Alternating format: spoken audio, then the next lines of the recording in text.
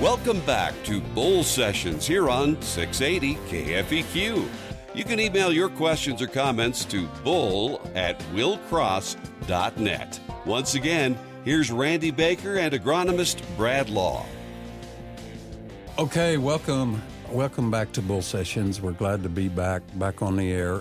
Again, we was going to have Marty on here to talk about the Ag Expo Center. Yeah, and he caught a bug. Sick, yeah, and that's too bad. We're praying for Marty. You know, that Ag Expo Center is going to help make St. Joseph great again. It is. I mean, they're working on that interchange, and they're getting some stuff done, getting some behind-the-scenes things worked out. And it's going to be a big deal. Big deal. For St. Joe, northern Missouri. Well, you know, whenever you can bring people into an area or travel in, when they come in to stay at events, that helps the restaurants, it helps the hotels, it helps the shopping centers. Oh, yeah. It helps everything. And then when we get to go, let's say if they ever have a bigger farm show out there or something, you bet. That's you bring gonna all happen. those vendors in, and then they've got customers and they do good. You can start these things called win-win situations, and I like win-win situations. Me too. You know, like the Chiefs when they came here. I don't know if we bring Bradley to town if that'll do anything, but you can come out to the Ag Expo Center maybe when they get that done and show some hogs or something. Show some. I doubt that. Yeah. One thing you started another little project with our soybeans. Yes. Tell us about it. What we're doing now here in our second segment, we are doing a Bean of the Week. Bean of the Week. I know. Right. There's a lot of applause. I know. It is standing room only here to watch Bull Sessions live in person. I think the tickets are like $1,000 a piece. At least. At least. They're lined up. I know.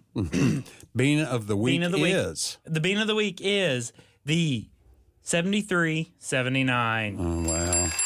Wow. That is so awesome. And what's cool... What is so cool is if you were on the Bull Sessions Facebook page, you would have already known that. You would have known it. Because there on Tuesday, we let the posts go out live. And the Bean of the Week, we put, this is Brad's favorite bean in the lineup. It's a 3.7 maturity and works on various soil types. It has 3,300 seeds per pound again for the 2017 planting season, which is a huge deal. That means 165 seeds in a 50-pound unit. So if you plant 140, that's 1.17 acres per unit.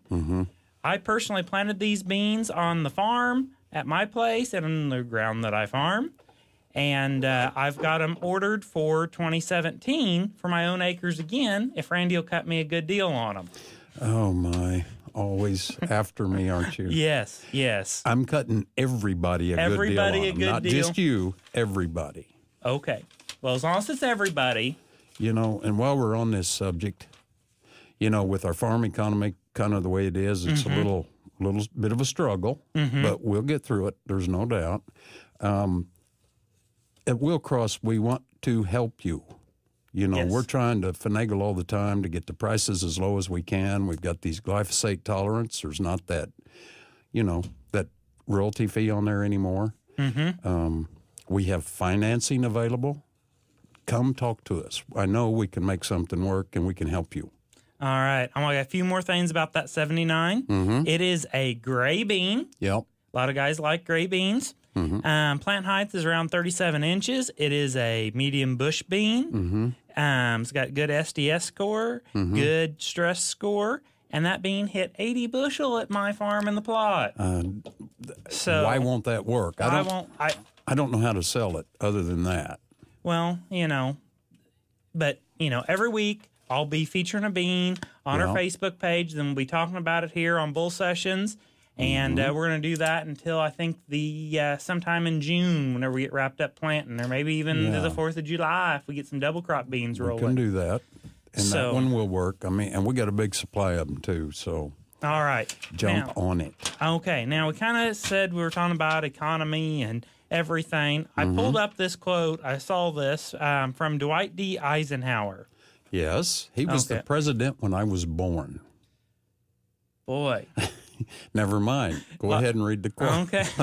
1958. All right. Oh, Not ashamed. not ashamed. Very good. Okay. Farming looks mighty easy when your plow is a pin and you're 1,000 miles from the cornfield.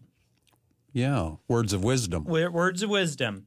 Farming looks mighty easy when your plow is a pencil and you're 1,000 miles from the cornfield. Mm-hmm. Now, I was thinking about this on the ride down, Randy. Okay. I just kind of, this just came to me, that, and that quote was just kind of stirring and circling 100 mile an hour around in my head. Frightening. Very frightening. But did you know, when you think about that, you're running the numbers on stuff. Mm-hmm. Okay. Willcross is a family-owned seed company. It is. It is. Okay. We're down at Garden Cities, Missouri, is where our home office is. Mm-hmm. Then we're there in King City, and then we're over there in Chillicothe. That's true. Okay. A couple things that I just thought I'd point out. Okay. A lot of people have been to my farm. Yeah. Okay. I farm. We're in the seed business, and I look at things from the farmer's perspective. You bet. It's just the way it is. All right. Well, Zach Watts over there at out of the Chillicothe office, going down there around Brunswick and DeWitt and Dalton and all that. Yeah. He farms with his dad. Yes, he does. You know, so that's kind of interesting. And he's selling seed. And there's this guy up at Savannah, north end of Savannah. And quit picking on him. I don't know if what he does is justified as farming or it what. Is. But he's at least out there driving a tractor. He's doing a good job, too. Okay. What did he bribe you with? Nothing. Nothing? Okay. Well, he's farming, and, he kind of likes them Liberty beans. He does, and he does an awesome job, too. You know, man, he's going to be broke after all this good stuff you've said. But you go in and you're thinking like, okay, all those guys are farming. Yeah. Okay. And then there's this Randy Baker. Mm-hmm. And as much as we are trying to get you out of the farming, you're still somewhat managing a farm, and that you and your wife own, and we're trying to switch that management over to your wife. You are? Yes. We feel that it'd be a better interest of the farm to change management. To let her take over? But, I found that with that quote. Probably true. So you might as well concede, and we'll help her out, and, because we're more than just selling seed, Randy. I got a feeling I'll go broke with you involved. But, no.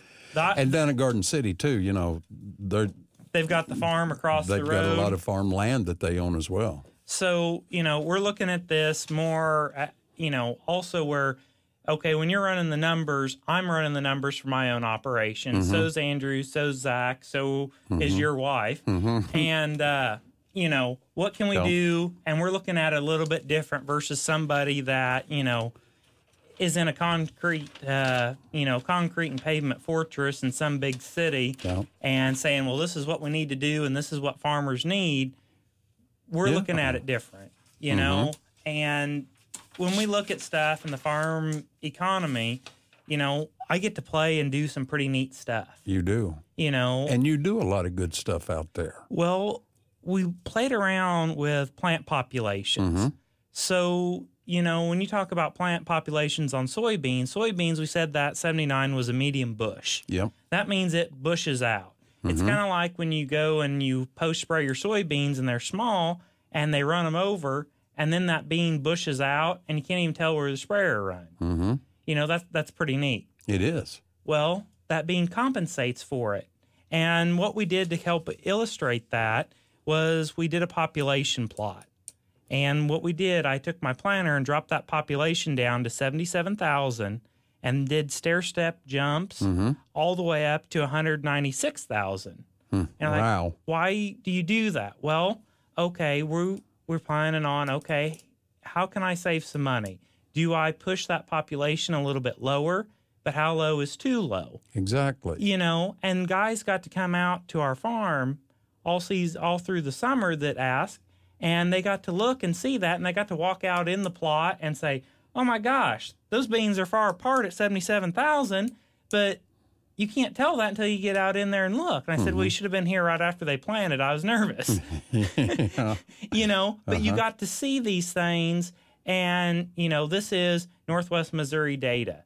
You know, this is something we tried right here that guys could go and step foot in. And it wasn't no 10 by 10 plot. It was, you know, 15 foot wide because it was a 6-row split planter all the way across the ridge. So you got to see that, and you could walk and see the differences between them and how those plants, when they were closer together, they grew more upright and they didn't branch out as much. Exactly. You know, and it's not always, well, what happens when, well, we planted them and then the weather changed and we ain't got the stand we thought. Now it's the 5th of June. Do we tear this up? Do we spot more in? Yeah. This is what I kind of got. And then we kind of got something to go off of. Sure. So it's more than just, oh, here's some seed. Well, what can we do to try to help you make it through this? Exactly. I mean, that's what we're about. That's what we want to do. We want everybody to know that it's not just about selling seed. Well, ag is, you know, it's tough. If it was easy, everybody'd want to be a farmer. And we're at less than 3% of our population being farmers. Isn't that amazing? It is. It's kind of frightening, really. I mean, you know, the family farm is what we're all about, and that looks like corporate will be taking things over if we're not careful. I know. We want our small farmers. We want our bigger farmers. We want the guys that have cattle. We want the guys that still have, you know, sheep, hogs, livestock of all sorts. Yes. You know? And we want more of that when we come back to more bull sessions on 680 KFEQ.